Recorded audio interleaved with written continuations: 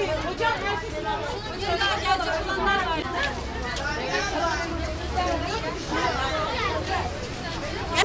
Abdullah hadi bayram al bakalım.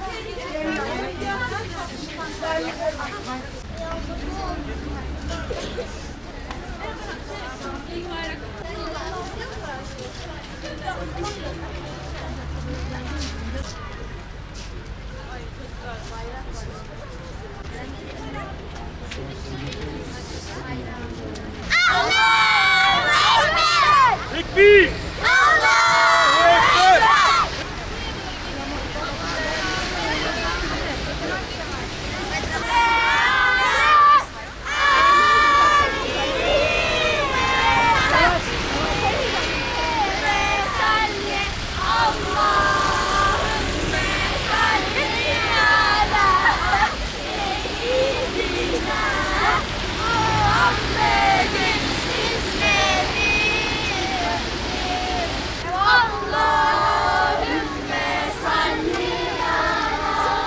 Işığıyla, ısısıyla gelir ama ısıtlı olmamız lazım.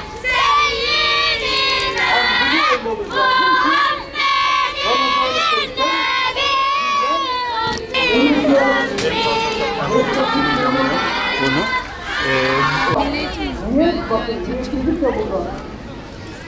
buradaki niyet ibadet haline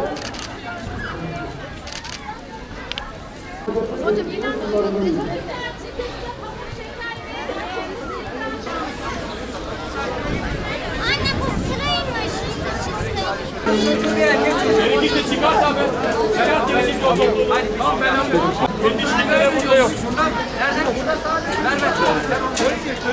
Ver. Hareketi yaparız.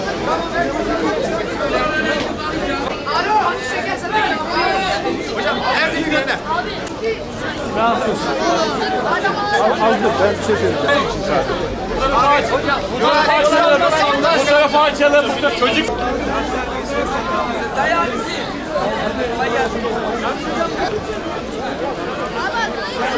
Ali gel Ali.